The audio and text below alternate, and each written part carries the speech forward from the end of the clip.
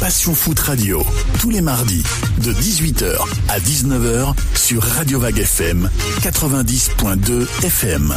Passion Foot Radio. Sur votre émission Passion Foot Radio sur Radio Vague FM 90.2, c'est la dernière de la saison ce soir, entouré de tous les chroniqueurs. Il vient tout juste d'arriver, il a appelé sa fille Éléonore et pourtant il est supporter de Marseille. C'est Cyril, bonsoir Cyril. Bonsoir, supporter de Marseille. T'es pas supporter de Marseille? Tu rigoles ou quoi? Non, pas du tout, Jérôme me regarde en face.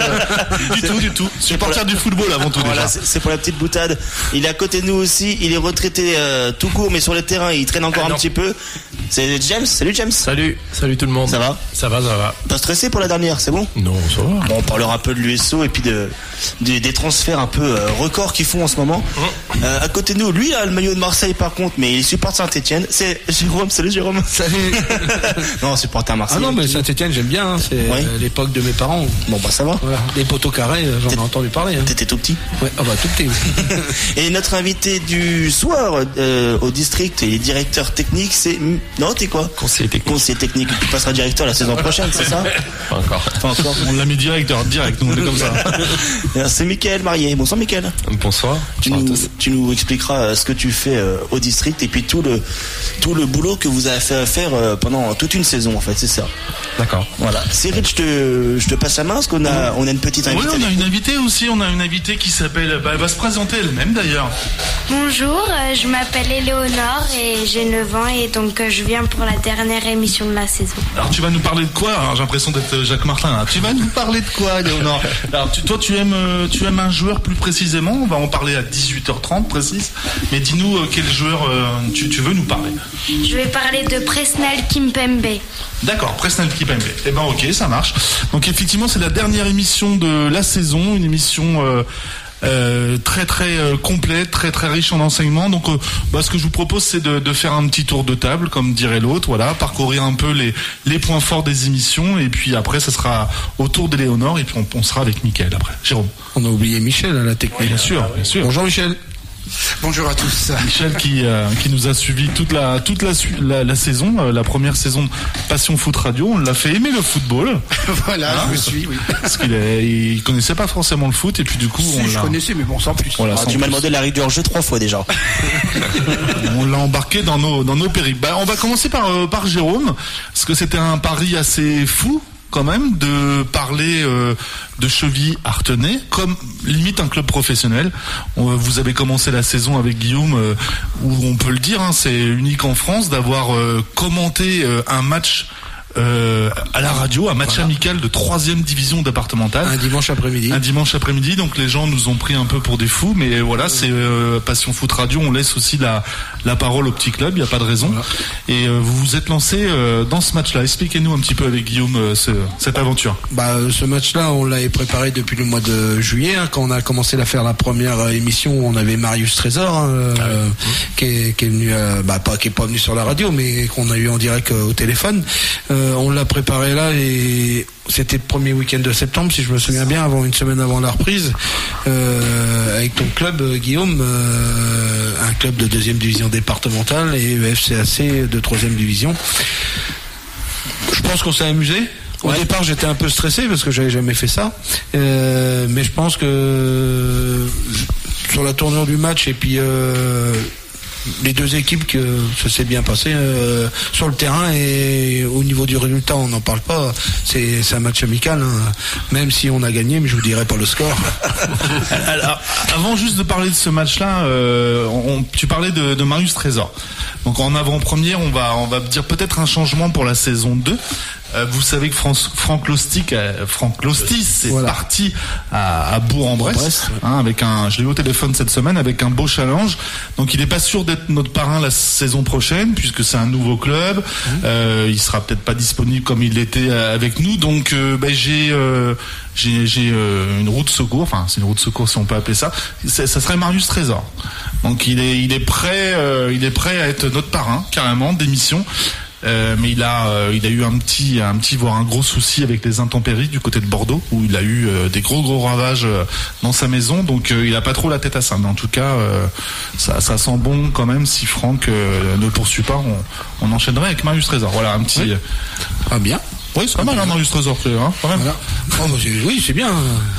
Et à part le match amical, après on a attaqué la saison complète une fois par mois où c'était mes premières. Je remercie, c'est toi qui étais venu avec moi, Guillaume aussi, pour ma première. On a parlé tout ce qui se passe au FCAC avec mes invités que je remercie d'être passés comme supporter, comme dirigeant, comme entraîneur, comme joueur. L'équipe féminine aussi qui a été championne du Loiret à 8 cette année, championne dans leur championnat parce que la Coupe du Loiret a été gagnée par l'USO. Pour une première, très bien. Voilà. Alors pour dire à Mickaël, notre invité, Mickaël, parce que moi je t'appelle toujours Mika, mais c'est Mickaël. Les gens m'appellent Mika, mais tu peux m'appeler Mickaël, pas de problème. En fait, on a voulu suivre, c'était une idée de Jérôme qui était excellente. On a suivi Artenay-Chevilly, limite comme un club professionnel, parce qu'il y avait régulièrement des adhérents du club, que ce soit des joueurs, des anciens joueurs, des entraîneurs, des présidents. Et Jérôme les a suivis comme un journaliste limite professionnel. Toute la saison. Voilà, toute la saison. Alors les gens, moi j'ai eu des échos, je dirais pas les noms, mais des gens me disent mais attendez, Artenay-Chevilly, c'est à l'USO qu'on fait ça. On suit un club assez réputé avec un bon niveau, mais non, nous on a décidé de suivre notre club local puisqu'on est à Artenay et ça a été un véritable succès parce que les vues sur YouTube ont explosé. Et il y a eu que des retours positifs. Qu'est-ce que t'en penses, Mika, toi, de cette approche de prendre un club comme ça un petit peu en lumière, même si le niveau est pas forcément élevé? Déjà la mise en lumière du football départemental en soi c'est toujours bien, et puis mettre l'accent sur un plus petit club, en tout cas c'est bien, surtout que à Artenay-Chevilly il y a certes du football traditionnel, que ça soit chez les garçons, chez les filles, donc c'est un club qui est impliqué avec des gens engagés. De toute façon il y a toujours à dire sur les clubs, sur la vie associative d'un club, donc c'est très très positif. Jérôme, des choses à rajouter sur ta chronique cette année? L'un des meilleurs moments, c'est l'émission de Noël. Voilà, c'est ça, l'émission de Noël. Ah oui. Alors qu'on a tous ensemble là où on a fait 20h minuit et je pense qu'on aurait pu durer jusqu'à 2h du matin parce qu'on n'a même pas eu le temps de tout faire. Et franchement, c'était le top, quoi. Merci au président de la radio de nous avoir accordé 4 heures d'antenne. Merci à Michel. Voilà. Parce que 4 heures debout comme ça derrière, c'est du sport aussi. Et puis, effectivement, gros succès parce que les gens ont appelé, les gens sont venus carrément dans les studios. On a eu des gens qui ont joué le jeu. Je pense à Farid Kepsi à 23h45. Je le vois connecté sur Facebook. Je lui dis, écoute, Farid, appelle, s'il te plaît. Il appelle, il a appelé. On a eu Didier Oli-Nicole aussi à des heures pas possibles. Et les gens ont joué le jeu, ont appelé. Donc c'est vrai que ça reste un grand moment, les gars. Et merci à Jérôme aussi qui nous a eu pas mal de cadeaux à offrir aux auditeurs, dont un voyage au Kenya pour 3 semaines. Voilà. Donc je suis revenu simplement. Non mais voilà, c'était une bonne chronique, sympa. Donc est-ce que tu peux nous en dire un peu plus pour la saison prochaine? On repart sur le même esprit moi, je repars sur le même esprit et en m'écartant un peu du FCAC parce que une année sur le FCAC, on a vite fait le tour. Et quand j'aurai des trous, j'aurai les clubs comme les féminines de Neuville à pas inviter. La dernière, j'ai fait avec l'Avenir d'Imonville, qui était mon premier club, c'était mon premier président, qui est peut-être le plus vieux président, je pense, de la région centre au niveau déjà année de président, et peut-être en France aussi, faudrait se renseigner, mais et c'est mon premier club de cœur, quoi. J'ai suivi avec mon père tous les dimanches, j'étais au stade à Imonville. Donc on peut le dire l'année prochaine, du coup, on va laisser un petit peu de côté Artenay-Chevilly. Non, j'aurai ma chronique sans problème, mais on va rajouter des clubs aux alentours. Voilà, des clubs des alentours où la radio tourne, comme Toury, comme Jean-Louis, si jamais, Orgères-en-Beauce, l'entente Orgères-en-Beauce terminée, l'entente Beauceronne, ça s'appelle exactement. Et si vu que la radio passe dans tous ces petits villages comme Artenay, ce serait bien de leur faire de la pub aussi. Bien sûr, s'ils nous écoutent et qu'ils veulent passer l'année prochaine, qu'ils nous contactent et puis on discutera. Mais j'ai des contacts là-haut, il n'y a pas de souci. Ce qui est important dans la chronique de Jérôme, mais ce qui a été apprécié, c'est il y a les acteurs qui sont les joueurs, mais il y a aussi le type qui a la buvette, il fait partie du club. Voilà, le papa qui emmène les petits tous les samedis après-midi, qui prend son véhicule. Enfin, c'est vraiment, on est au cœur du club, mais de tous les éléments qui font un club, quoi. Voilà. Ça, c'est important pour nous. On attache vachement de valeur à ça. James, tu l'as fait aussi dans ta chronique. On a eu aussi, on n'avait pas eu le speaker du stade de l'USO cette année, non? Non. Bon, je croyais. Mais voilà, c'est important pour nous de rendre, de mettre en valeur toutes les personnes qui font un club, du coup. Ça, c'est important. Mika, tu jouais avant, tu nous expliquais que tu joues plus, mais tu jouais avant dans un club. Tu jouais où? Dernièrement, j'ai joué à Neuville. D'accord. À Neuville-au-Bois. C'est pour ça que on parle des féminines, mais je connais avec Pascal. J'ai joué avant à Olivet. D'accord. Aussi, même en tant que jeune, j'ai joué à Olivet. J'ai joué au FCO. J'ai joué à Saint-Privé. T'as fait tous les clubs de l'Orléanais un peu? Non, j'ai pas fait tous les clubs, mais j'ai fait certains clubs. J'ai commencé à Saint-Jean-Blanc, moi. J'ai commencé à Saint-Jean-Blanc, c'était le club de mon père. Et puis voilà, Saint-Jean-Blanc, Olivet, FCO. Donc t'as joué un petit peu dans le coin, tu connais bien le département, même avec au niveau du district. Je suis orléanais de naissance, donc après mon père entraînait, donc j'ai pas mal été sur les terrains étant petit. Puis effectivement, après j'étais beaucoup dans tout le département, quoi. Et puis aujourd'hui, du coup, Mickaël, donc t'es conseiller technique au district du Loiret Football, en charge du développement du football féminin, des sélections féminines, en responsabilité sur la section sportive. On en parlera de collège Jean Rostand qui a fait une performance incroyable, donc ça on y parlera aussi. Et puis en charge du développement des nouvelles pratiques, on pense au futsal par exemple. Donc peut-être d'autres choses que tout ça, c'est déjà pas mal, non? Bien chargé. C'est déjà pas mal, ouais, c'est assez chargé. Sur les nouvelles pratiques, vous allez retrouver le beach soccer. Alors même si on n'est pas forcément une terre de beach soccer, néanmoins il faut avoir en vision la politique fédérale qui veut du beach soccer. On a aussi toute la pratique loisir qui tourne autour du golf foot. C'est de plus en plus le cas. Là aussi, je récupère le dossier. Donc il y a pas mal de tâches dans les nouvelles pratiques. Ouais. Voilà. En sachant que le futsal va quitter les nouvelles pratiques. Voilà, ce sera une pratique à part entière. Ouais. Donc on reviendra avec toi dans un gros quart d'heure sur tes fonctions. Je regarde Guillaume, mais non, j'ai tendu un piège. J'ai pensé que c'était à lui, mais ça va être à James. Je sais pas, j'ai envie qu'il parle de l'USO. James. Donc saison sur l'USO. Donc James, fidèle supporter de l'US Orléans depuis des lustres, je dirais, des années. Et James, du coup, a eu beaucoup d'invités cette saison. Et voilà, c'était l'US Orléans et rien d'autre. Et voilà, belle saison. On a eu beaucoup d'invités, des invités sympas. Explique-nous un petit peu ce que ça n'a pas été toujours facile en fait, parce que moi je voulais faire venir plus de joueurs de l'USO, mais il fallait jongler avec les entraînements. Souvent l'entraînement à 18h, ils peuvent pas être là, les gars. On en a eu quelques-uns. On a quand même eu en début de saison, on avait eu Fred Demby, on a eu l'entraîneur Xavier Collin. On a réussi à le faire venir au studio, c'était super. Et puis après, Fred Demby, où on a vraiment été dans une émission émotion, parce que il nous a vraiment raconté des choses de sa vie de joueur assez exceptionnelle. Il s'est pas mal confié. Ouais. Les larmes n'étaient pas très très loin. Je me rappelle, c'était un soir d'hiver. Ouais. On a eu aussi Franck Lostis aussi. Ouais, on a eu Benoît Darcy qui est venu aussi. Et puis après on a eu beaucoup d'anciens. Des anciens de l'USO des années 90, on a eu Gérard Lantier, on a eu Jean-Luc Vigneux-Essa, dernièrement on a eu Fabrice Sédou, et puis on avait eu Loïc Pouillot, donc une saison très très complète. C'était chargé, ouais. Alors quand tu dis que tu es déçu parce que t'as pas eu beaucoup de joueurs, moi je trouve qu'on a eu beaucoup de joueurs.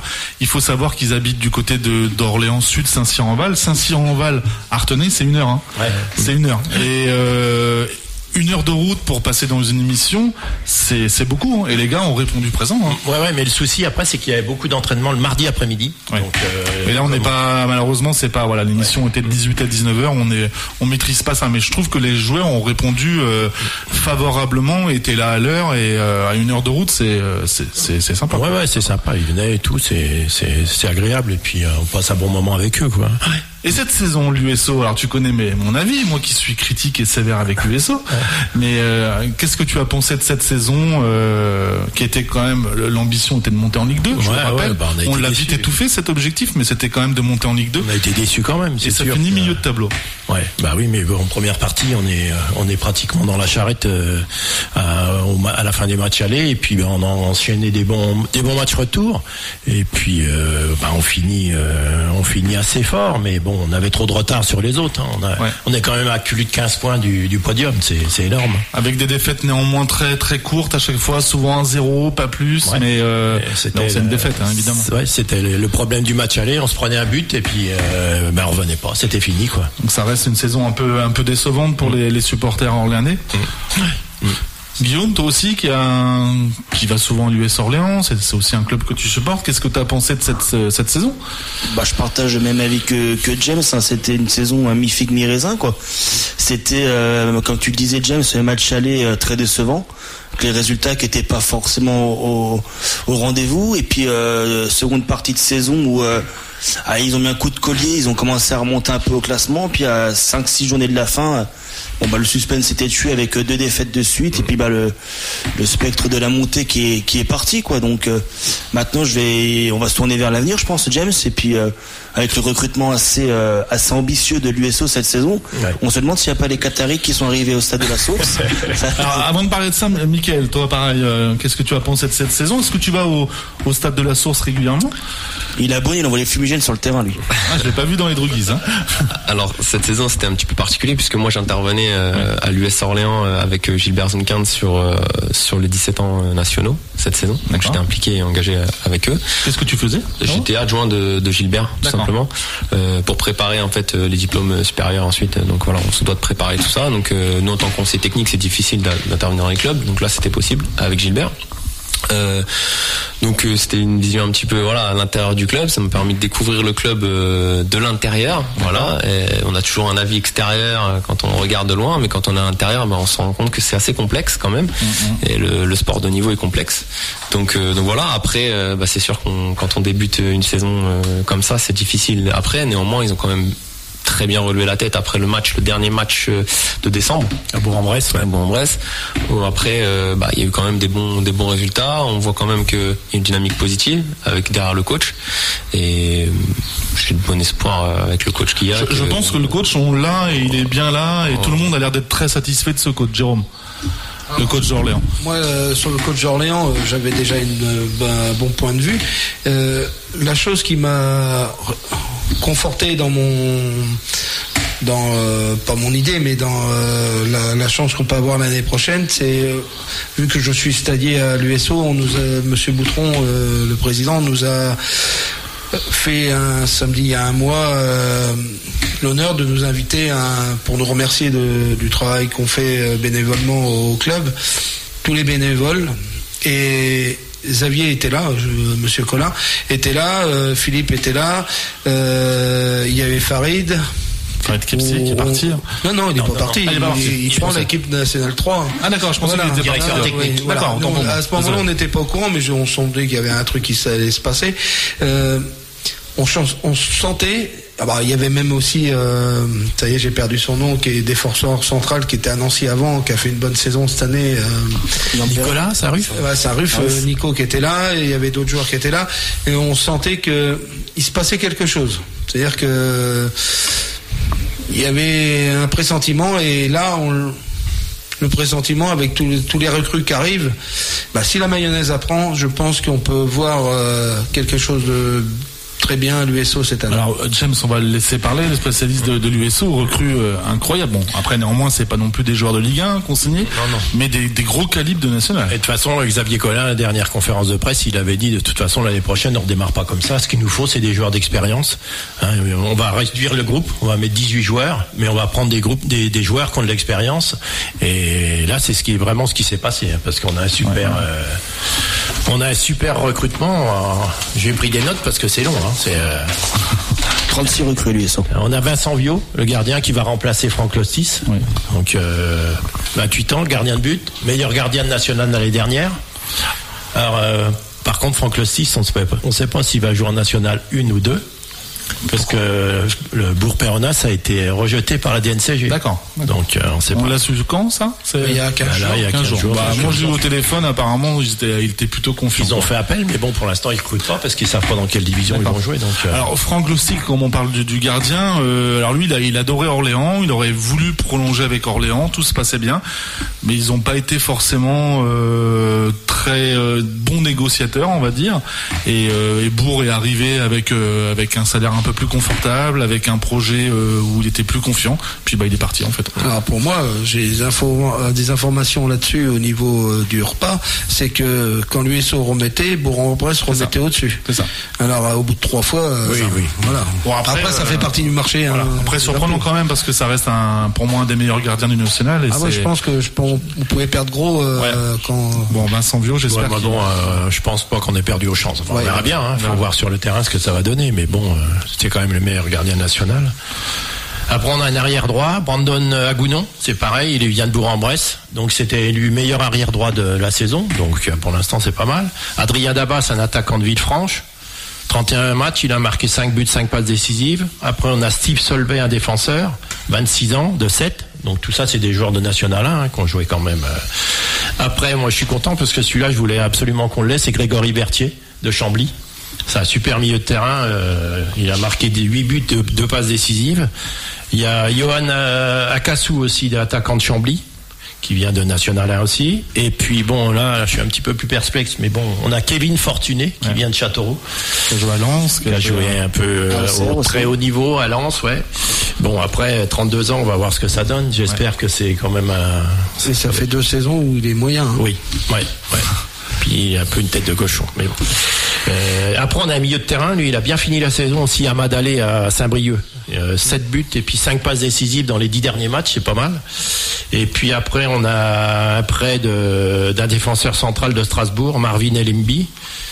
Et puis, on a Omar Gossema, là, buteur de Saint-Jean-le-Blanc, qui a signé un contrat amateur. Ouais, pourquoi pas, je trouve ça judicieux. Ouais, voilà, ça suffit. Si ça pouvait faire la même chose. Pour l'instant, c'est un super recrutement quand même. Il manque encore un milieu de terrain puis un arrière gauche, mais bon, pour l'instant, c'est un super recrutement. Hein. Mickaël, qu'est-ce que tu penses de ce recrutement plutôt judicieux sur le papier?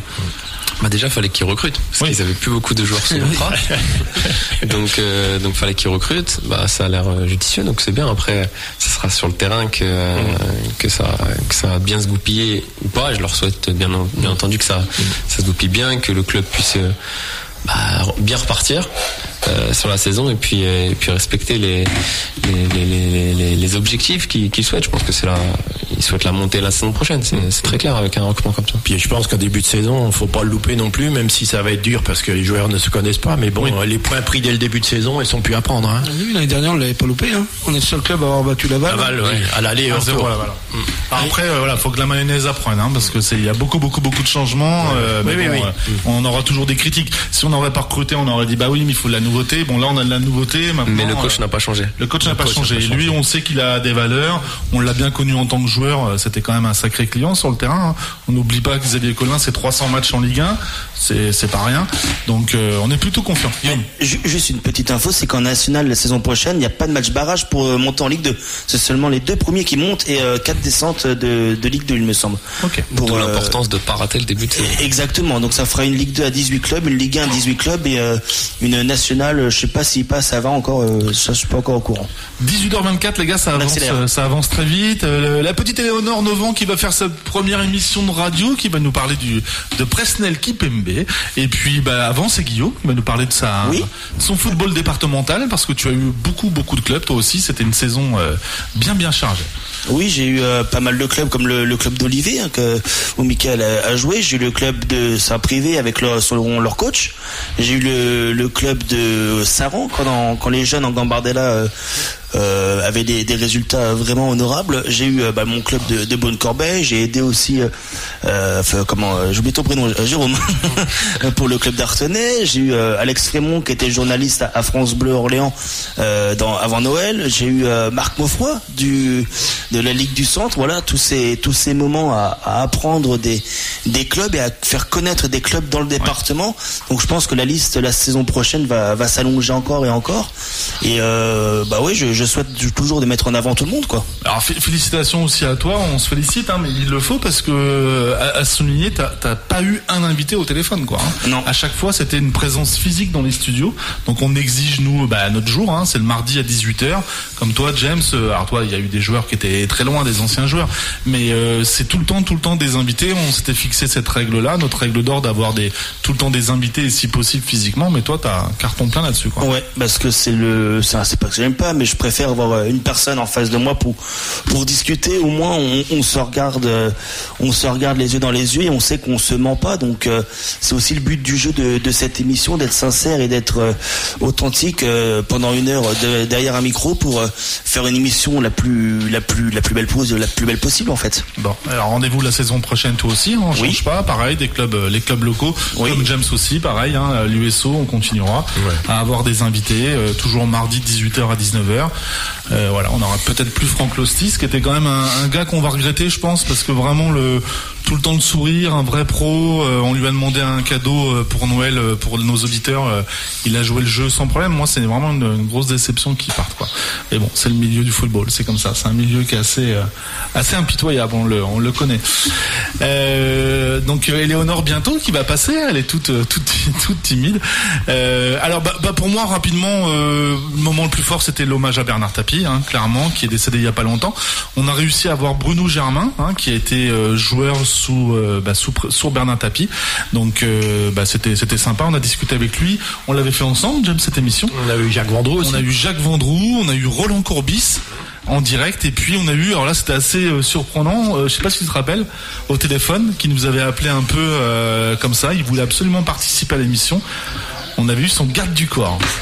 Son garde du corps qui nous avait appelé, il a su sur les réseaux sociaux, et du coup il a dit moi je veux bien vous parler de lui, etc. Et c'était il nous a parlé de Bernard Tapie comme quelqu'un d'assez attachant, un patron plutôt sympathique. Voilà. Et puis après plein d'autres invités, mais l'émission que je garde vraiment, c'est forcément celle-ci. Avant la pause musicale, c'est autour d'Éléonore, donc qui est avec nous, donc 9 ans. Donc bonjour Éléonore, le micro bien en face de toi. Bonjour. Ça va ? Oui. Bon, donc toi tu es fan du PSG, je vois qu'il y a un maillot du PSG, et tu voulais nous parler de Kipembe. Oui. Alors qu'est-ce que tu peux nous dire sur Kipembe ? Parle bien fort, je sais qu'il y a beaucoup de copines qui t'écoutent, donc vas-y, profites-en. Alors déjà Kipembe, j'aime beaucoup. Il a 26 ans, il joue à Paris et il est défenseur central. D'accord. Il est français, ouais ? Oui, il est français. D'accord. Donc équipe de France, j'imagine ? Oui. Alors pourquoi Presnel Kipembe ? Pourquoi pas ? Je vois que tu as un maillot avec Kylian Mbappé derrière. Et quand on a préparé l'émission, tu m'as dit moi je veux faire quelque chose sur Kipembe. Alors pourquoi ? Je sais pas, parce que je l'aime bien comme ça, parce que il est pas trop connu, pas comme Mbappé, mais quand même. D'accord. Et en plus, c'est mon poste préféré, c'est défenseur central, et je me suis dit pourquoi pas lui. Pourquoi pas lui ? Oui, c'est un bon choix quand même. T'as pas choisi non plus un pitre, Jérôme ? Non, ça va. Pour un Marseillais, toi, il vous fait peur, il vous embête un peu lui derrière ? Non, il nous fait pas peur, mais s'il pouvait venir signer à Marseille, ça me dérangerait pas non plus. Alors il y a des échos qui dit qu'il serait peut-être en partance de Paris. Je sais plus quel club. Ça m'étonnerait pour Marseille. Alors il irait pas à Marseille, mais j'ai entendu de la Juve. Mika, non, ça te parle ? Ouais, j'ai vu aussi dans le réseau. Voilà. Et il joue quel pied, Kipembe ? On va essayer de te poser des cols quand même. Il joue au pied gauche. Il joue au pied gauche, d'accord. Le meilleur. Les gauchers sont souvent les plus beaux joueurs. Et le numéro derrière, pareil ? Le 3. Ah ouais, t'as tout préparé, quoi. On peut pas te coller, quoi. Allez, James, une petite question pour Léonore. Je voulais demander quel numéro il avait. Ah c'est mort. Elle a préparé son truc. Donc toi, c'est ta toute première émission de radio, c'est ça ? Oui. T'es contente ? Oui. T'as fait de la pub apparemment, t'as distribué des petits prospectus dans ton école, partout ? Oui. Donc là, ce soir, on pète les audimates, quoi. Ce soir, c'est... voilà. Bon, ok. Et t'avais d'autres choses à rajouter ? Alors, on va finir sur le PSG. Tu regardes le PSG, j'imagine, avec ton papa, avec ton fils, avec ton frère, parce que ton fils, ça va être compliqué. Comment de l'honneur, Champion d'Europe l'année prochaine ou pas ? Tous les ans, on se dit ça, mais c'est l'année prochaine. Comment ça va se passer ? T'es confiante ou pas ? Pas trop. Pas trop. Toi, c'est plus le championnat ? Et pourquoi ils vont pas être champions d'Europe alors? Parce qu'avec l'argent qu'il y a, tous les transferts, qu'est-ce qui se passe? Tu peux nous dire ou pas? C'est compliqué? Un peu compliqué. Allez, on passe. Jérôme, allez, la dernière question. Un Marseillais qui pose une question à une Parisienne. Pour finir. Sois gentil quand même. Hein. Ah oui, quand même. Elle a 9 ans, c'est sa première émission. Pour toi, qu'est-ce que tu penses du président du PSG? Est-ce qu'il faudrait pas le mettre dehors et en prendre un autre? Parce que je pense que tout vient de lui, je pense. Non, pour moi, il est très bien comme ça et je veux qu'il reste. Bon, ça c'est fait. Voilà. Allez, ciao. C'est clair. Bon, merci Léonore. En tout cas, c'était ta toute première émission, donc super. On a Mika parce que Léonore voudrait faire du football féminin et elle sait pas trop comment s'y prendre. Elle sait pas trop, voilà. Ses pieds. Et avec ses pieds, ça je me doute. On était un malin, Guillaume. Mais en tout cas, voilà. Bah, tu vois, là, c'est vraiment la personne où on peut lui poser des questions. Il va te renseigner. On en reparlera plus tard. Une pause musicale, Michel. À toi la manette. Tu fais ce que tu veux en pause musicale et puis bah après notre invité qu'on va mettre en valeur, ce qui fait beaucoup de choses et on va lui poser pas mal de questions. À tout de suite. Du football, de la bonne humeur, des invités, Passion Foot Radio, le mardi à 18h.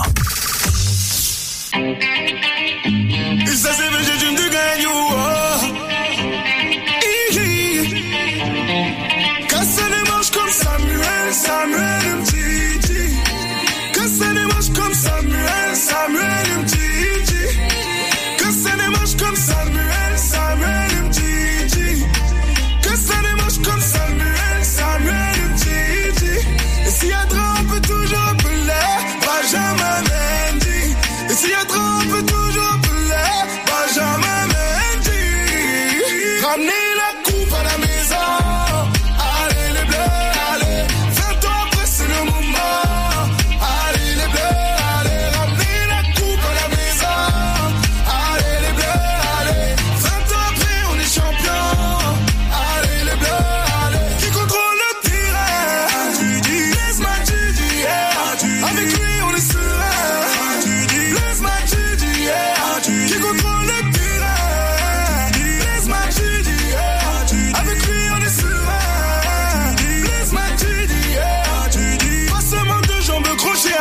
À droite, Kylian Mbappé. Accélération, virgule, petit pont. Frappe, Kylian Mbappé. Je sais plus si je suis gaucher ou droitier, je tire des deux pieds. Ousmane Dembélé. Je sais plus si je suis gaucher ou droitier, je tire des deux pieds. Ousmane Dembélé. Ramenez la coupe à la maison. Allez les bleus, allez. 20 ans après, c'est le moment. Allez les bleus, allez. Ramenez la coupe à la maison. Allez les bleus, allez. 20 ans après, on est champion. Allez les bleus, allez. Okolo Isabelle, Kandé. N'Golo, Kandé. Okolo Isabelle, Kandé. N'Golo, Kandé. Okolo Isabelle, Kandé. N'Golo, Kandé. Comment il s'appelle? N'Golo, Kandé. Maestro Kipembe, Kipembe, Kipembe, Kipembe, Kipembe, Kipembe, Kipembe. Les minutes assurées, attaquant, défense, Paul Pogba. La pioche, Paul Pogba. Ramenez la coupe à la maison. Allez les bleus, allez. 20 ans après, c'est le moment. Allez les bleus, allez. Ramenez la coupe à la maison. Allez les bleus, allez. 20 ans après, on est champion. Allez les bleus, allez. Hey, on est ensemble. Antoine Griezmann, penalty, on est ensemble. Hey, on est ensemble.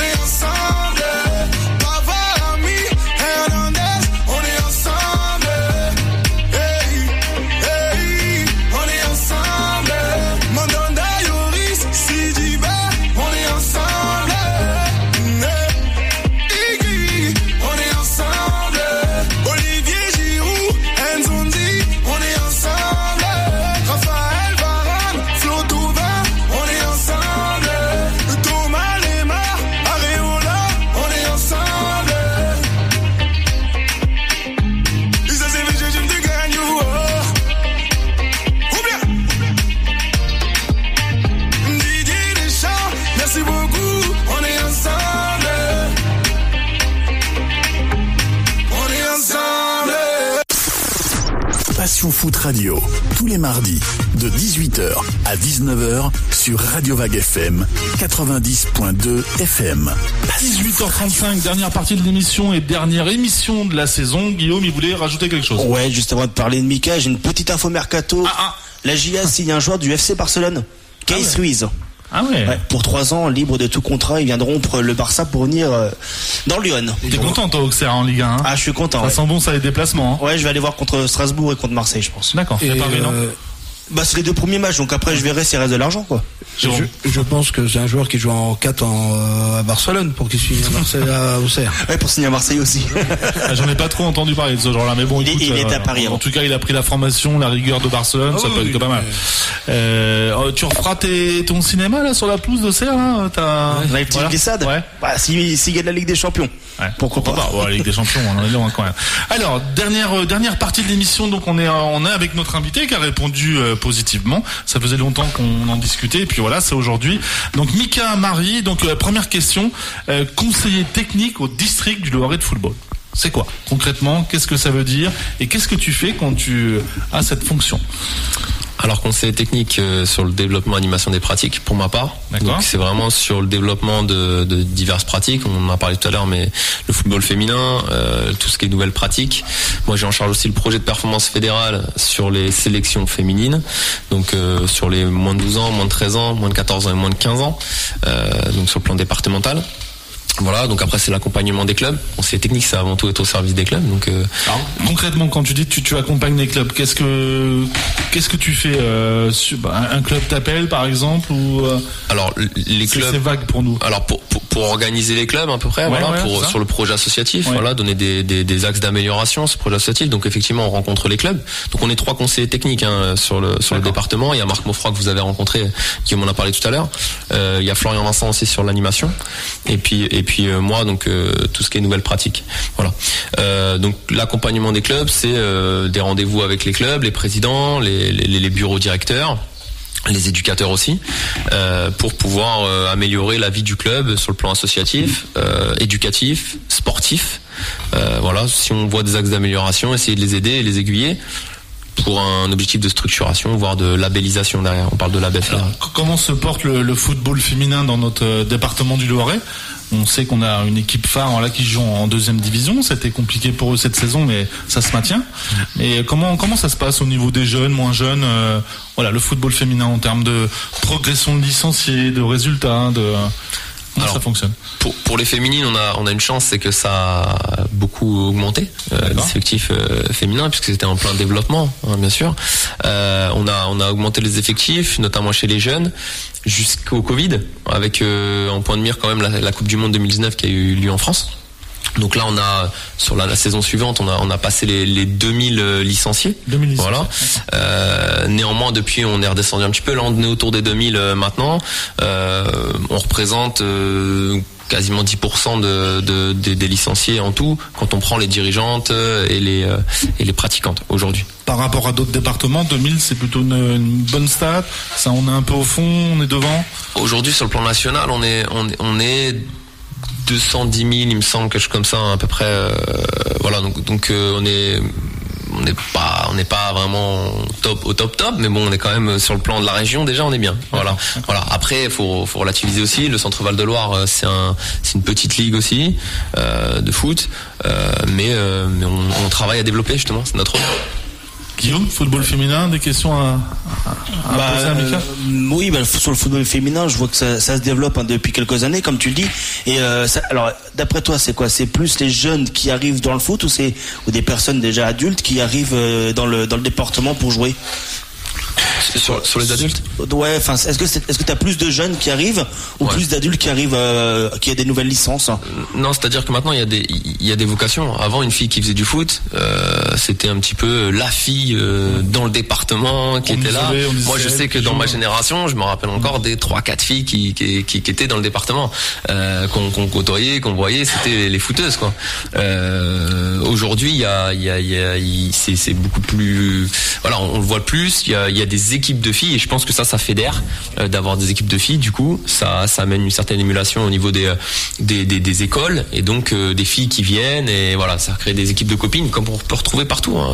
Et après, ensuite, ça fait des équipes et ça fait des championnats, tout simplement. Et justement, vous allez voir dans les écoles pour aider aussi à développer les clubs et tout ça? Alors au niveau scolaire, effectivement, on a accès aussi aux écoles. Donc c'est aussi la politique fédérale. Donc ça, c'est plus mon collègue Florian Vincent. Donc à travers les opérations foot à l'école, il va dans les écoles, il va chercher pas forcément licencié, mais souvent le lien est fait avec les clubs. On passe par exemple là aujourd'hui, il me semble qu'il était à Changy. Mon collègue, donc voilà, il fait le lien avec le club, et puis à un moment donné, effectivement, et s'ils s'y retrouvent et qu'ils pratiquent le football dans leur école et qu'elles aiment ça, elles vont aller taper à la porte de l'association à côté de chez elles. Et tu nous as parlé des nouvelles pratiques, développement des nouvelles pratiques. C'est quoi les nouvelles pratiques? Alors tout à l'heure j'en ai un petit peu parlé sur les nouvelles pratiques. Donc il y a le beach soccer, il y a le futsal, le foot loisir. Voilà, il y a l'Urbans aussi, donc j'ai pas parlé, mais l'Urbans Foot en fait c'est aussi à vocation sociale à travers les quartiers prioritaires de ville, où on va dans les centres de jeunesse, où on essaye de développer un petit peu le football, en tout cas sensibiliser au football, sensibiliser aussi au cécifoot, sur voilà les malvoyants ou non-voyants. Donc voilà, il y a pas mal d'opérations comme ça. Voilà, donc ça regroupe pas mal de choses de la politique fédérale. Est-ce que l'e-foot fait partie des nouvelles tendances aussi? Oula, ça c'est un éternel débat. Ouais, non, aujourd'hui on peut considérer, puisque aujourd'hui même la fédération met l'e-foot. Alors si ça rentre pas dans les nouvelles pratiques à proprement parler, mais aujourd'hui très très sincèrement on le développe. On a été un des premiers districts qui l'a fait. Je me rappelle, puisque ça devait être 2017, on a commencé à s'y intéresser et à mettre en place quelque chose. Après ça s'est coupé un petit peu, et puis juste avant le Covid on avait relancé. Pendant le Covid, il y a eu des tournois organisés par le district et la Ligue. Oui, effectivement. Après, pendant le Covid, on a continué ça. Et là, aujourd'hui, vous voyez, il y a des championnats, il y a le championnat régional de e-foot. Voilà, donc. Après, c'est autre chose, c'est une pratique différente. Je sais que des fois, ça fait un petit peu polémique parce que faut sortir du canapé pour jouer au foot. Mais bon, c'est voilà, si chacun y trouve son compte, tant mieux. Alors je voulais qu'on parle forcément du collège Jean Rostand. Mika, explique-nous un petit peu ce titre, parce que c'est un sacré titre que vous êtes allé chercher là. Ouais, on a donc pour rappeler à tout le monde, c'est que le collège Jean Rostand, donc la section sportive d'excellence, maintenant on appelle ça comme ça, du Loiret, d'Orléans. Non, elle est pas de la Source, elle est à Orléans, elle est dans le Nord, elle est avenue Droits de l'Homme. A été champion de France excellence garçon foot à 11. Donc c'est un petit peu l'épreuve reine, j'ai envie de dire, du sport scolaire. Donc ça avait jamais été fait à Orléans. C'est un sacré projet. On est assez fiers de ça. Alors quand on a été champion, on a relancé en fait la section sportive il y a quelques années. Il y a environ 4 ans, l'USO était club support. L'USO avait repris la main sur la section sportive, mais une section sportive qui était en perte de vitesse. On a repris un petit peu le projet avec Denis Pouvreau. Je sais pas si vous connaissez. Denis Pouvreau, qui était prof de PS à l'époque. Il était prof référent. Il était prof référent sur la section sportive qui existe depuis 2008 quand même. Hein. Elle est pas toute jeune. Et puis on a reconstruit un petit peu les choses pour avoir cette génération 2007 qui est venue de toquer à la porte il y a 2 ans, une bonne génération avec l'US Orléans qui était club support encore et qui a amené des joueurs, mais d'autres clubs aussi. Donc ça a vraiment fédéré autour de cette génération. On a eu la chance de pouvoir s'entraîner pendant le Covid, nous, puisqu'on était sport scolaire. Donc ça aussi c'était un atout. Et puis là cette année on a encore essayé d'optimiser, on a mis des choses sur le bien-être, l'accompagnement des joueurs vers le haut niveau. Donc c'est des joueurs qu'on accompagne vers le haut niveau, hein, puisque aujourd'hui il y en a qui signent en centre de formation, plusieurs. Et donc sur cette belle génération, quand on accompagne les gens, qu'on le fait humblement avec authenticité, je pense que ça marche. Et alors il y a des choses qui vont pas, hein, forcément, mais c'était une grande fierté avec Julien Maître, le professeur référent, qui fait un travail énorme au quotidien sur les jeunes. Il y avait Ben Darcy, dont on a parlé tout à l'heure, qui était aussi intervenant avec Théo Carrière, Enzo Lehoc, Nina Peta, tout ça, ce sont des gens qui interviennent au quotidien. Damien Carré, que vous avez vu sur les gardiens de but aussi. Voilà, c'est des gens qui ont travaillé toute l'année pour la section sportive. Donc voilà, c'est un vrai projet où les hommes se retrouvent, l'aventure est belle, et puis à la fin, quand on est champion de France, c'est magnifique. Vous êtes champion de France contre quelle équipe? On a terminé contre Niort. la finale. New York qui avait sorti la section sportive affiliée au Paris Saint-Germain en demi-finale. Après, sur la demi, tout ça, voilà, faudra revoir, mais. Est-ce que c'est le début du coup du sport-études après le collège? Est-ce que c'est le début du sport-études pour eux? Alors, ce qu'on appelle sport-études, entre guillemets, nous, c'est section sportive, d'accord, pour la fédération. Les sections sportives, c'est à partir de 6e, 5e. Donc là, vous allez avoir des sections locales. Et après, ils peuvent basculer sur des 4e, 3e, sur des sections d'excellence. Section d'excellence, c'est une par département. Nous, c'est Orléans, c'est Agen-Rostand. Après, les autres départements ont aussi leur section d'excellence. D'ailleurs, on a été champion interacadémique pour aller au championnat de France. On a battu les autres aussi de la région avant. Voilà. Et donc pendant les phases finales comme ça, il doit y avoir des recruteurs qui viennent voir les matchs ou... Alors moi sur la phase finale du championnat de France, malheureusement j'ai pas pu m'y rendre. C'était à Montbéliard, j'ai pas pu m'y rendre pour des raisons personnelles. Voilà, j'avais d'autres activités pendant ce temps-là. Mais effectivement, enfin il y a des recruteurs. Après les jeunes ils les connaissent, hein. Ils sont tous en U15. Donc voilà, pour situer un petit peu, ils sont en U15 en 3e. Donc les recruteurs les voient. Je veux dire, nous on avait déjà des joueurs qui évoluent en championnat de France. Pour quelques-uns venaient faire des bouts de match en championnat de France U17 à l'USO aussi notamment. Donc voilà, le lien était fait. Et donc du coup ils étaient visibles déjà par les recruteurs. Voilà. Donc après oui, ça se fait. Et puis après ils finissent dans le centre de formation. Mais nous c'est tout le bonheur qu'on leur souhaite. Oui, bien sûr. Bon, alors, en général les gamins qui jouent là, ça envoie un petit peu quand même déjà. Hein. Ça joue dans des bons clubs, souvent à Orléans, Saran. Je me trompe, non? C'est ça. Hein, c'est ça. Logiquement, ils seront pas professionnels, hein, mais enfin on souhaite forcément, mais ça s'engage bien pour avoir un bon niveau de football dans l'ensemble. Nous, on les oriente vers ensuite des sections élites ou des centres de formation. C'est ce qu'on souhaite après s'ils veulent continuer ce que disait Guillaume, sport-études entre guillemets. C'est des joueurs qui évoluent au plus haut niveau régional. Enfin, en tout cas, on les incite à aller jouer au plus haut niveau régional pour se tester, pour essayer d'aller voir, puisque nous, on veut les accompagner vers le haut niveau. Mais j'insiste sur quelque chose, c'est que nous, on est sur un projet scolaire avant tout. Le projet scolaire et avoir un dossier scolaire qui leur permette aussi derrière d'aller vers des centres de formation et des sections sportives dites élites un petit peu au lycée. Voltaire Gauguin pour l'US Orléans par exemple. C'est-à-dire que si un joueur est vraiment au-dessus du lot et c'est un super bon joueur, mais au niveau scolaire ça suit pas, qu'est-ce qui se passe je prends un club comme le FC Nantes par exemple. Il remarque un gamin qui est vraiment très fort, mais par contre malheureusement à l'école ça suit pas trop. Qu'est-ce qui se passe concrètement pour le club de Nantes?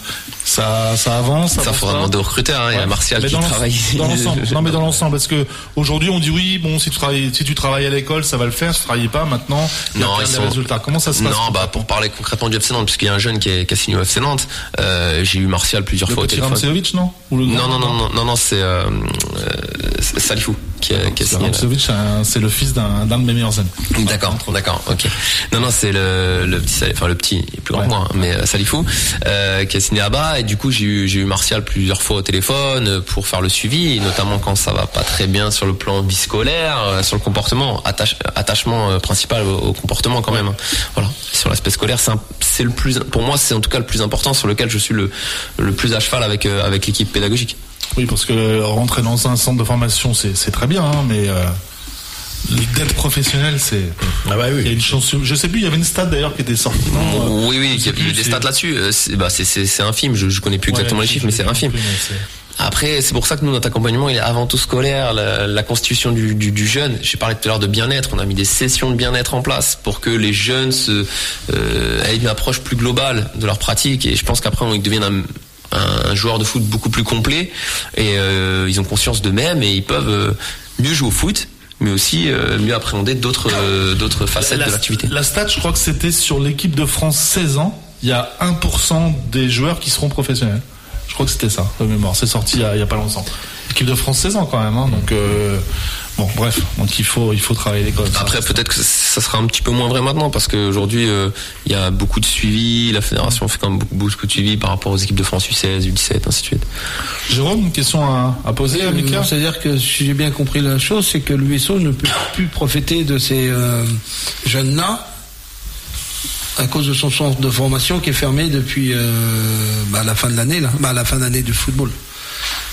Alors non, c'est pas les mêmes âges. Alors nous déjà, pour situer les choses par rapport à la section Jean-Rostand. Voilà. Alors nous on déroge à la carte scolaire, c'est-à-dire qu'on peut recruter partout. Aujourd'hui, un jeune qui est intéressé, on a des jeunes de Brétigny qui viennent, des jeunes de Champagne qui viennent, taper à la porte. Après, on récupère dans la section sportive, on les accompagne. Et on les accompagne vers un centre de formation. C'est-à-dire qu'ils peuvent aller au centre de formation. Aujourd'hui, il n'y a plus de centre de formation à l'US Orléans. Ouais. Voilà. Donc, demain. Donc, ça veut dire que, effectivement, ils pourront pas les accueillir dans un centre de formation. Par contre, à l'US Orléans, il existe toujours la section sportive lycée, donc à Voltaire et Gauguin. Et là, ils peuvent les récupérer là-dedans. Okay. Le seul souci qui peut se passer, c'est qu'aujourd'hui, très clairement, il y a un joueur qui est à l'US Orléans, de l'effectif, qui a été sollicité par un club professionnel et aujourd'hui qui s'en va dans un club professionnel, dans un centre de formation. Oui, qui est logique. Ce qui est totalement logique. Et toi, vu que tu as ton statut au district, personnellement, est-ce que tu peux prendre en charge un club du Loiret en plus ou pas ? Autre que ton statut dans les écoles, vu que t'es conseiller technique du coup au district, est-ce que tu peux ou est-ce que tu veux prendre un club du Loiret en tant qu'éducateur ou surtout éducateur ? Aujourd'hui je pourrais. Ouais, aujourd'hui j'ai un statut un petit peu différent de mes deux collègues qui sont eux reconnus sur le plan fédéral. Donc aujourd'hui statutairement je pourrais. Après c'est vrai que je ferai attention à ce qu'il n'y ait pas de suspicion de conflit d'intérêt ou quoi que ce soit, ce qui ne sera pas le cas, mais c'est important pour moi de quand même de garder une certaine distance. Mais là, cette année, par exemple, je l'ai fait à l'US Orléans, je peux demain très bien aller travailler être dans un club et avoir une équipe au sein d'un club. Il ne faudrait pas que ce soit une équipe féminine, par exemple. Ouais, voilà. Donc faut différencier les deux de toute façon. Exactement. Le district du Loiret de football, en quelques chiffres, le nombre de personnes qui travaillent, le siège social. 4. 4 personnes qui travaillent. Non.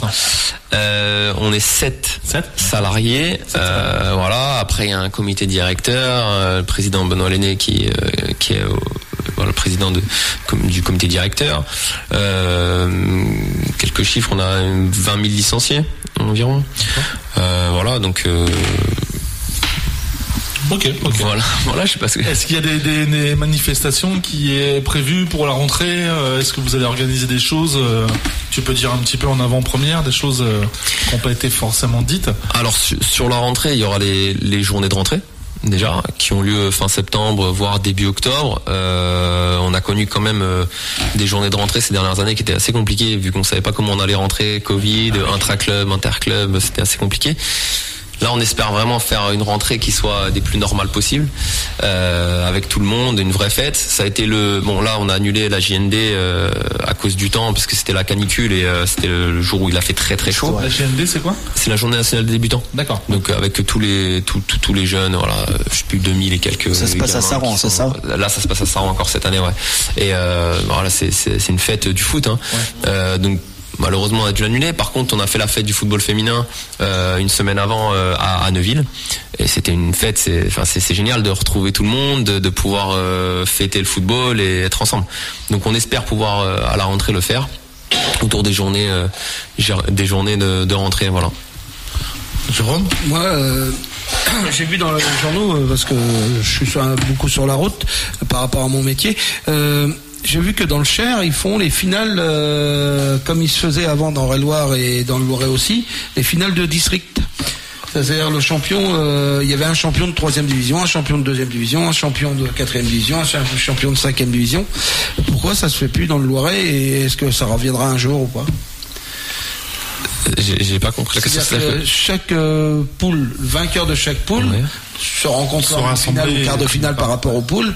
Il y avait un champion de 3e division départementale. Sur les championnats seniors. Voilà. Alors c'est pas 1955. Quand je jouais, j'étais pas. Alors là sur les championnats, tout championnat confondu, sur les seniors. Alors là c'est pas du tout c'est pas du tout moi qui vais gérer ces choses-là au district. Ça sera la commission coupe et championnat. Voilà. Donc après ça vous pouvez solliciter le district. Effectivement, les champions de poule se rassemblent. Demi-finale, finale. Et dans le Cher, ça existe encore parce que je l'ai vu sur Facebook. D'accord. Voilà, c'est pour ça que je me poserai la question. Okay. Désolé de. Non, mais. Et Mika, si un club veut faire une journée CC Foot par exemple, donc c'est vers toi qu'on doit se tourner. Ouais. Voilà, donc c'est toi qui viens aider un club à organiser tout ça. Voilà, on met en place une organisation. Ça a été fait là, ça a été fait jeudi dernier par l'intermédiaire de Prends-toi au jeu. Donc c'est une opération qui a été mise en place avec Châteauneuf-sur-Loire, la mairie de Châteauneuf-sur-Loire, pour mettre en avant les JO Paris 2024 et les Jeux paralympiques. Et donc on est venu intervenir sur une session foot et une session cécifoot. Ouais, est-ce que c'est quelque chose à savoir que le cécifoot c'est très compliqué. Bon, pour ceux qui sont non voyants, pour eux c'est plus facile, mais pour nous qui sommes voyants, c'est super compliqué. Ouais. Et moi, c'est un truc que j'aimerais bien faire un jour, c'est faire une séance cécifoot, parce que c'est super dur à se retrouver sur un terrain en fait. Il y a que le gardien, tu me confirmeras, qui est voyant. Ouais, c'est ça, mais rapidement on triche. On enlève le Bordeaux rapidement parce que c'est vraiment très difficile. Ouais, c'est vraiment très difficile. Ok les amis, 18h55, bientôt la fin de l'émission et la dernière de la saison, comme on vous a dit. Donc Jérôme repart, donc c'est officiel l'année prochaine, hein, oui, avec Artenay-Chevilly et puis les clubs aux alentours. Ce sera la petite nouveauté, les clubs de Beauce, hein, les clubs d'ici. Guillaume, toujours le football départemental. Toujours. Voilà. Est-ce qu'il y aura des petites nouveautés je sais que tu avais fait une émission qui avait bien marché. C'était Damien Carré d'ailleurs qui avait gagné un petit quiz. C'était vraiment très sympa ça. Et les gens en privé nous ont dit ça serait bien que ça revienne plus souvent. Et pourquoi pas. C'est quelque chose en plus où t'es à l'aise, t'adores. Bon, c'était plutôt drôle. Bon, Damien avait écrasé un peu la concurrence. C'est un dictionnaire sur jambes, c'est Damien. Et puis James avec l'USO forcément. Donc voilà, on espère une belle saison. Mais la belle saison sera uniquement la montée si elle est belle. James, ça serait bien. Hein, on aimerait bien, qu'Orléans revienne en Ligue 2. Ou une finale de Coupe de France. Non, vaut mieux je préférais la Ligue 2, moi. Vaut mieux la montée. Et oui, mais bon, on a besoin, d'Orléans, on va être clair, d'avoir Orléans un club en Ligue 2. On a vu il y a quelques années des belles affiches et d'avoir un stade, rempli. Surtout que si on monte l'année prochaine, on peut encore avoir des chances d'avoir Bordeaux et Saint-Etienne en Ligue 2 avec nous, s'ils remontent pour Ligue 1 tout de suite. Ça serait des belles affiches, effectivement. Merci à Mika d'être venu. C'était un plaisir. Jérôme? On a oublié de parler des féminines de l'équipe de France qui vient au stade de la Source vendredi soir. Mika, il va nous faire la petite promotion d'ailleurs. Tiens. Si vous voulez voir des buts, je pense qu'il va y en avoir. Logiquement. Ce peu qu'il y ait pas mal de buts, écoutez, venez nombreux au stade de la Source, ça va être une belle fête. Alors je le dis, mais moi malheureusement je vais pas pouvoir être là. Alors c'est un peu paradoxal, mais ça va être une belle fête. J'espère qu'il y aura beaucoup de jeunes garçons et jeunes filles aussi autour du stade parce que c'est la promotion du football. Voilà. Alors allez-y, honnêtement, c'est vendredi, il va faire beau, 20h45, l'entrée à vaut que dalle. Mais il restait plus qu'une centaine de places, c'est plein. Et allez-y, c'est C'est un match de préparation pour l'Euro féminin. De France, il y a quand même des sacrées joueuses et allez-y, c'est un bon moment. Et pourquoi pas ramener le trophée pour la fois en France cette année, hein. Et puis Orléans, là, je profite, je fais une petite promo, mais peu importe où on est placé dans le stade, on voit bien. On va avoir du beau de football. Il y a quand même des joueuses, qui ont été championnes d'Europe avec l'Olympique Lyonnais. Donc savourez parce que c'est du boulot, j'imagine, pour d'avoir l'équipe de France chez nous. Donc autant remplir le stade. On n'a pas demandé à Michel le plus beau souvenir qu'il a eu dans la saison. Je le sais. Lui qui a eu tout le monde toute la saison. C'est quand il a couché avec toi. Non, pas du tout. Non. J'en ai eu quand même pas mal parce que il y a eu Noël, ça c'est sûr. Et puis les joueurs de l'USO. Parce que voilà. Et puis le match aussi, vous avez été commenté donc sur le stade de l'USO. C'était pas le Paris-Augsbourg. On a eu l'occasion et l'immense plaisir, honnêtement, de commenter le PSG contre Augsbourg. On a réussi à avoir des accréditations. Et on a vu la première passe décisive d'Hakimi d'ailleurs. Et puis on a été vraiment, on a réussi à commenter. En tout cas, et on aura aussi le challenge Emiliano Sala le 16 et 17 avec l'USO qui va rencontrer Nantes en demi-finale. Et puis de l'autre côté, il y a Caen et Bordeaux. Ouais. C'est le seul trophée que Bordeaux a gagné cette année. Juste vous féliciter quand même parce que c'est quand même un bel engagement que vous faites à chaque fois dans les émissions. J'ai pu écouter parcimonie, pas tout le temps en tout cas. J'ai écouté un petit peu, j'ai écouté notamment celle de Noël. J'avais écouté. Fallait appeler. Voilà. J'ai pas osé, mais en tout cas je suis très attaché au fait qu'on mette en lumière le football départemental. Vous le faites, c'est génial. Voilà. Donc félicitations à vous tous. Merci, c'est gentil. Merci. Est-ce que la petite Éléonore a bien aimé son émission? Oui. Bon, c'est le principal. Tu reviendras ou pas? J'aimerais bien. Ouais, alors la place est chère parce que tu vois, ils sont 3 avec nous. Je pensais qu'il y en avait un qui allait partir, mais non, ils veulent rester tous. Attends, la canicule n'est pas passée, il y a encore James. Si tu changes de merci. Si tu changes de club, je peux te laisser ma place. Qu'est-ce qu'on fait? On part pour Marseille ou on reste pour Paris? On reste pour Paris. Bah, oui, t'as raison. En tout cas, merci Léonore, pas timide, bien. Hein, c'était un plaisir de t'avoir. Merci à Michel aussi de l'autre côté. Hein, on le remercie parce que tous les mardis, faut pas oublier qu'on est une radio associative. On est tous bénévoles. Et Michel, il est derrière sa vitrine tous les mardis et voilà, qu'il pleuve, qu'il neige, il est tout le temps avec nous. Donc merci Michel parce que c'était un petit pari. Un petit pari de faire des émissions de foule et puis ça a bien fonctionné. Il est 19h, on rend l'antenne et puis on vous retrouve début septembre pour la saison 2 de Passion Foot Radio. Ciao ciao. À bientôt tout le monde. Au revoir. Et bonnes vacances. Passion Foot Radio, tous les mardis de 18h à 19h sur Radio Vague FM 90.2 FM. Passion Foot Radio.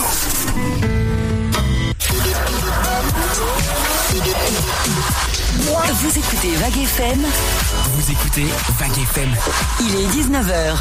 Bonjour à tous. Aujourd'hui, dans l'actualité de cette fin de journée, pouvoir d'achat d'abord. Le gouvernement s'adresse cette fois aux fonctionnaires. Le point d'indice qui sert de base de calcul à leur rémunération sera revalorisé de 3,5% au 1er juillet prochain. Une mesure censée aider les fonctionnaires à faire face à l'inflation qui touche le pays. Celle-ci devrait se chiffrer à 7 milliards d'euros en tout et concerner 5,7 millions d'agents. D'autres mesures sur le pouvoir d'achat ont par ailleurs été annoncées comme un accès élargi au forfait mobilité durable. Il permet d'encourager le recours à des transports plus propres pour les trajets domicile-travail. International justement, alors que le prochain sommet de l'OTAN débute ce soir à Madrid, la tension continue de monter sur fond de guerre entre la Russie et l'Ukraine. Hier, Volodymyr Zelensky a dénoncé le bombardement d'un centre commercial dans son pays, causant la mort d'au moins 20 civils. Un crime de guerre selon le président ukrainien qui demande à ce que la Russie soit désignée comme étant parrain du terrorisme. De son côté, l'armée russe affirme avoir frappé un dépôt d'armes hier, entraînant des explosions qui ont mis le feu à un centre commercial. Il était désaffecté selon Moscou. De son côté, Kiev affirme qu'il était bien fréquenté par des civils. Retour en France maintenant et plus particulièrement à l'Assemblée nationale. Ce mardi marqué par le début de la grande course au poste, celui de la présidence de l'Assemblée d'abord, brigué par Yaël Braun-Pivet. La très furtive ministre des Outre-mer. Du côté de l'opposition, on vise davantage les présidences de commission et la NUP semble bel et bien s'unir afin de présenter un seul candidat pour toute la gauche. C'est en tout cas le cas à la commission des finances à laquelle se présente l'insoumis Éric Coquerel. Refus d'obtempérer, la défenseure des droits se saisit de 3 dossiers mettant en cause des policiers. L'autosaisine vise à analyser les actes individuels mais aussi à interroger la formation de ces derniers. Parmi les cas concernés, celui de la fusillade du Pont-Neuf à Paris survenue en avril dernier et au cours duquel 2 personnes avaient été tuées et une 3e grièvement blessée, mais également la mort d'une passagère d'un autre véhicule abattu cette fois dans le 18e arrondissement. C'était début juin. Et puis enfin, demain, mercredi, c'est sorti ciné. À l'affiche cette semaine, le très attendu documentaire sur Diams, Salam. La rappeuse s'y confie sur sa carrière et sa conversion après 10 ans de silence. Et puis si vos ados préfèrent les films qui font peur, un nouveau type de film d'horreur sort demain également. Interdit aux moins de 12 ans. Arthur et la malédiction raconte l'histoire d'Aklex, un fan d'Arthur et les Minimoys qui se rend dans la maison abandonnée où son film préféré a été tourné. Mais le rêve se transforme bientôt en cauchemar. C'est la fin de cette édition. Bonne fin de journée à tous. Vague FM. Tout de suite, la météo. La météo. Bonsoir à tous. On fait le point sur le temps de ce mercredi 29 juin. Beau temps assez général, mais déjà des averses arrivent sur le nord-ouest concernant les températures minimales. On attend 10 degrés à Limoges et Aurillac, 11 à Orléans. Il fera 12 degrés à Rouen, Charleville-Mézières, mais aussi Bourges. Comptez 13 à Bordeaux, Toulouse, tout comme à Rennes, Lille, Paris, ainsi qu'à Troyes. 14 dans les coins de Nantes, Brest, Cherbourg. Il fera 15 à Biarritz, tout comme à Dijon. Comptez 16 degrés à Lyon et Montpellier, 17 à Perpignan, tout comme à Montélimar, 18 degrés dans les coins de Strasbourg. Il fera 19 à Ajaccio, 20 à Marseille et 21 pour Nice. Pour l'après-midi, il fait généralement beau et chaud de saison, mais des averses localement orageuses se déclenchent au nord-ouest concernant les températures maximales. maximales. Elles atteindront tout juste les 16 degrés à Brest, 18 à Cherbourg et 19 à Nantes, 20 degrés dans les coins de La Rochelle. Il fera 21 à Biarritz, comptez 22 à Rouen, 24 degrés à Charleville-Mézières, tout comme à Orléans et Bourges ainsi qu'à Bordeaux, 25 à Aurillac, Paris, Lille, 26 degrés pour Strasbourg et Dijon. Il fera 29 pour l'île de Beauté, Marseille et Perpignan, jusqu'à 30 à Montpellier et Montélimar. Je vous souhaite à tous de passer un excellent mercredi en notre compagnie.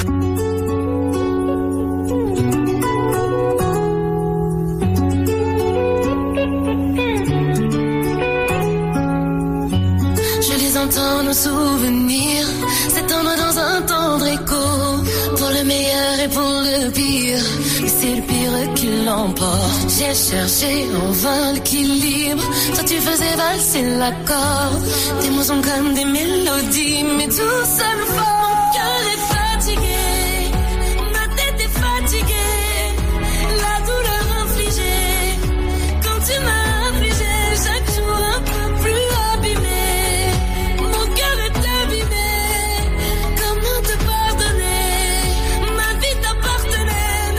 Plus qui tu es. Dis-moi qui tu es.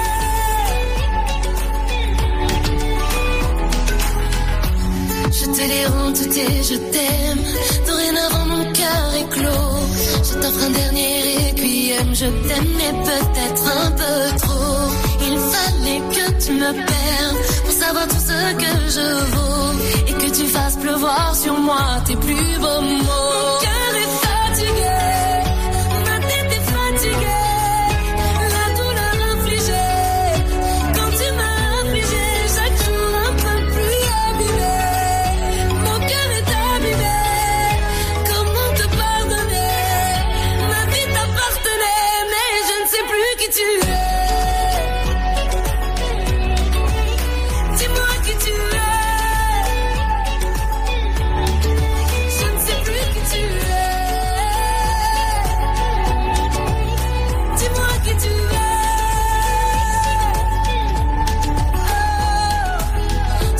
T'as tout gâché, cette fois c'est assez. La confiance est cassée, je peux plus réparer, je veux plus réparer. À quoi bon ramasser les morceaux du passé? L'affaire est classée, ça suffit. Mon cœur est fatigué, ma tête est fatiguée, la douleur infligée. Quand tu m'as affligé, chaque jour un peu plus abîmé. Mon cœur est abîmé, comment te pardonner? Ma vie t'appartenait, mais je ne sais plus qui tu es. Dis-moi qui tu es. Je ne sais plus qui tu es. Dis-moi qui tu es.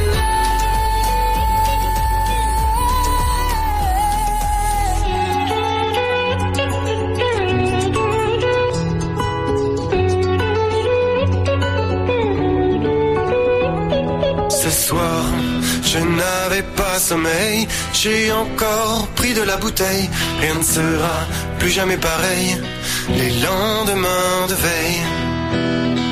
Ce soir, je n'avais pas sommeil, j'ai encore pris de la bouteille. Rien ne sera plus jamais pareil, les lendemains de veille.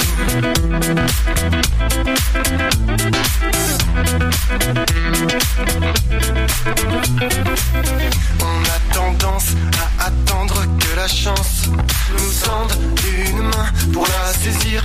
C'est humain mais fais-moi plaisir. Chope la vie à la volée, elle est si vite envolée. T'as pas le temps, alors danse. Qu'est-ce que t'attends, putain danse. On a envie de penser que nos vies ont un sens, ou au moins un avenir.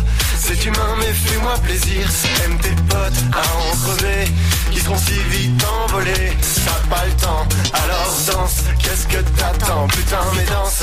Ce soir, je n'avais pas sommeil. J'ai encore pris de la bouteille. Rien ne sera plus jamais pareil.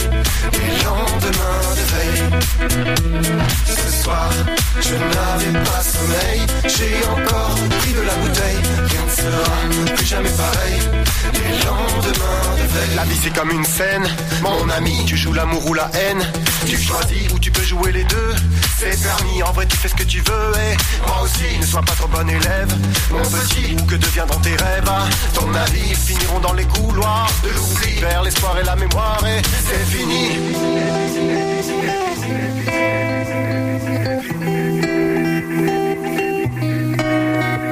Ce soir, je n'avais pas sommeil. J'ai encore pris de la bouteille. Rien ne sera plus jamais pareil. Ce soir, je n'avais pas sommeil. J'ai encore pris de la bouteille. Rien ne sera plus jamais pareil. Les lendemains de veille. Ce soir, je n'avais pas sommeil. J'ai encore pris de la bouteille. Rien ne sera plus jamais pareil. Les lendemains de veille.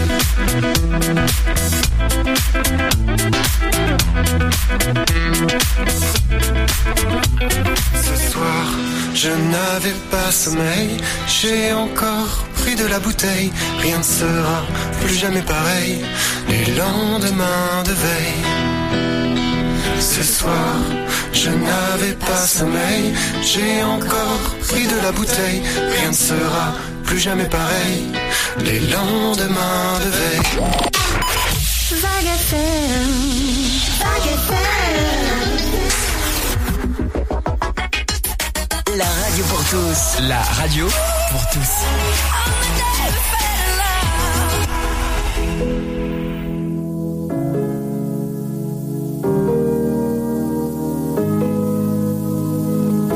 J'aimerais ton avis, dis-moi ce que ça fait d'affronter la vie. On peut tout entendre, on peut tout subir, on est fait ainsi. Si c'est difficile, ça nous fortifie, on peut s'en servir. Ça doit être le ciel qui nous fait un signe. Si l'on rit, parfois jusqu'aux larmes, c'est que bien souvent le bien se trouve dans le mal. Si on hésite, c'est qu'on a le choix. Je suis certain qu'on est sûr de rien. On verra le bien, le tout dans le rien, l'infini dans chaque fin. On verra demain, ce que l'on retient fera ce que l'on devient.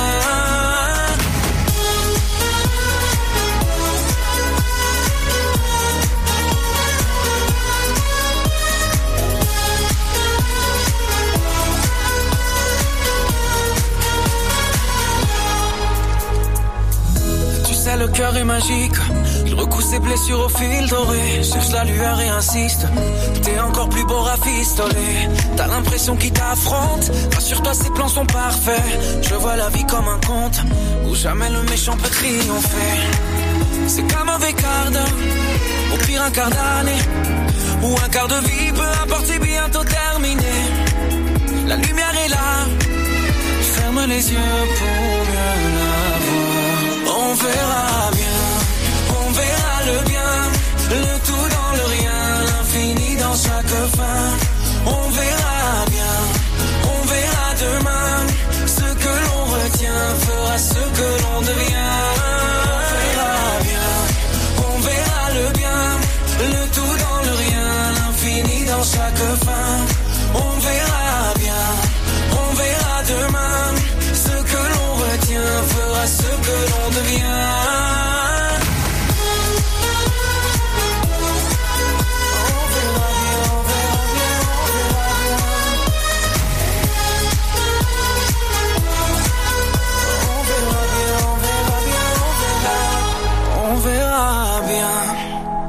Le bien dans le rien, l'infini dans chaque fin.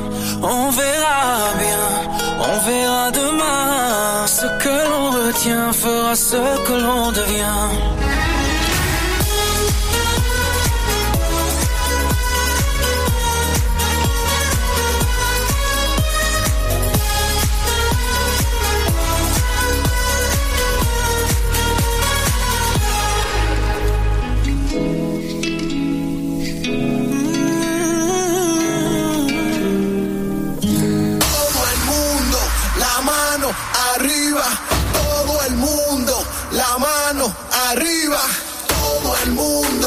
la mano arriba. Todo el mundo, la mano arriba. Mensaje para el DJ. Collectif D'Acosta Taínos. Yo quiero bailar en discoteca. Yo quiero bailar.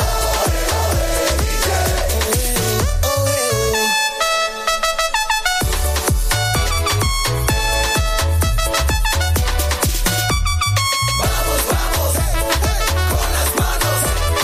Vamos, vamos, con las manos. Este baile ya se encendió y esa mami lo bailó.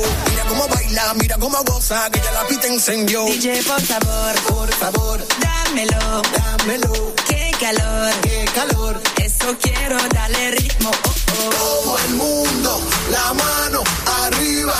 Todo el mundo, la mano arriba. Qué calor. Todo el mundo, la mano arriba. Qué calor. Todo el mundo, la mano arriba.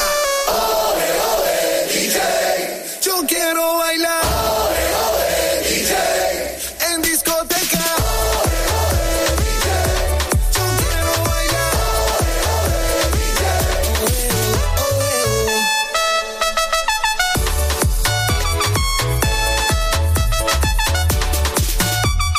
Vamos, vamos, con las manos. Vamos, vamos, con las manos. Ella le dan ganas de mover y todavía yo sin entender. Todo lo daría yo por ti, mujer. Dime si me vas a querer. DJ, por favor, dámelo, qué calor, eso quiero, dale ritmo. Todo el mundo, la mano arriba. Qué calor. Todo el mundo, la mano arriba. Qué calor. Todo el mundo, la mano arriba. Qué calor. Todo el mundo, la mano arriba. Oh la la, DJ. Ole, ole, DJ. Yo quiero bailar. Ole, ole, DJ. En discoteca. Ole, ole, DJ. Yo quiero bailar. Ole, ole, DJ. En discoteca. Ole, ole, DJ. Yo quiero bailar. Ole, ole, DJ. En discoteca. Ole, ole, DJ. Yo quiero bailar. Ole, ole, DJ. Vague FM Reviens après la pub. revient après la pub.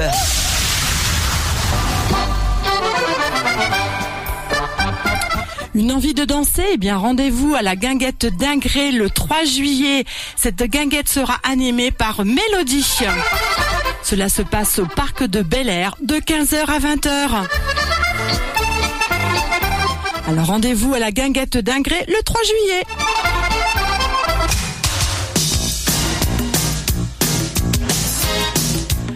Le 2 et 3 juillet, la commune de Trénoux organise les Triafolies. Cela se passera autour du gymnase communal. Le samedi 2 juillet de 14h à 18h, marché gourmand et artisanal, place Léon Pierrot. Et le soir, à partir de 19h, vous aurez des concerts gratuits. Et pendant la journée, bien sûr, il y aura une buvette et restauration sur place pendant le concert. Et on continue avec le dimanche 3 juillet de 7h à 17h le vide-grenier et à 9h le trail. Alors tous à Trénoux le 2 et 3 juillet pour les Triafolies.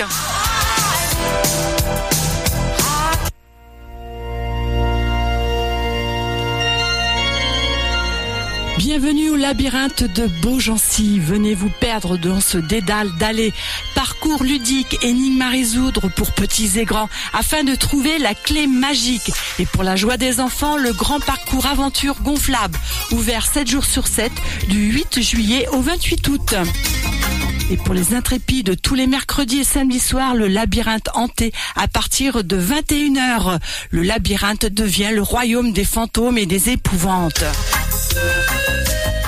The Walking Zombie, tous les vendredis soirs, c'est la nouveauté 2022. Venez affronter vos peurs lors d'une chasse aux énigmes dans un environnement malsain et horrifique, infesté de pièges et de zombies. Alors prêt pour l'aventure ? Rendez-vous donc au labyrinthe de Beaugency. C'est de lundi au jeudi de 10h30 à 17h30 et du vendredi au dimanche de 13h30 à 17h30. Fermeture du labyrinthe à 19h.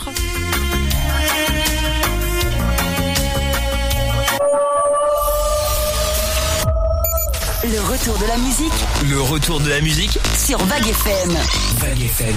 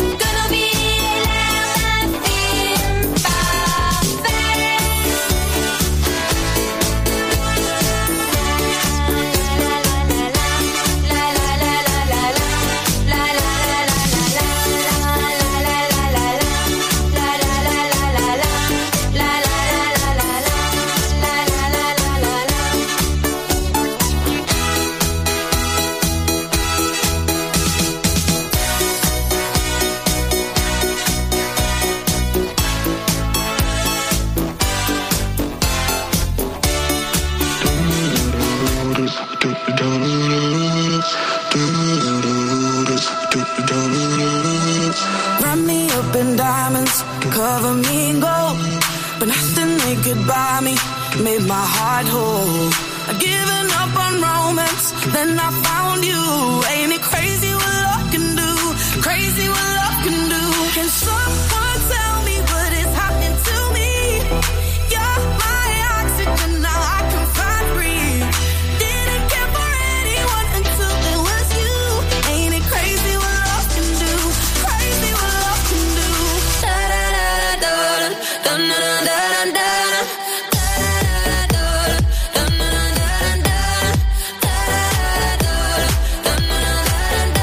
Ain't it crazy what love can do? Crazy what love can do.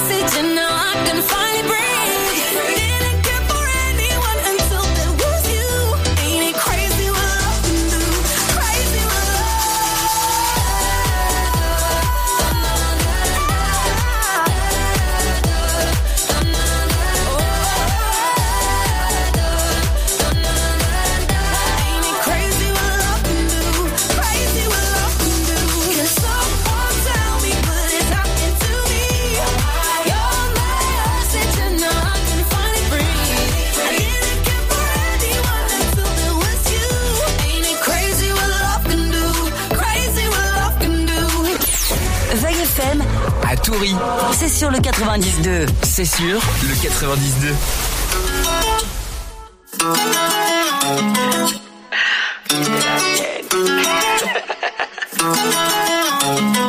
Bruno. Dans ton regard, je nous vois, passionné par nos mille histoires. Et si je deviens le roi, ma reine est peut-être autre que toi. Oui, j'ai fait tant de voyages, tout ce que je cherchais, je l'ai trouvé en toi. Ton sourire me rend plus sage, et à chaque pas ta voix résonne en moi. Et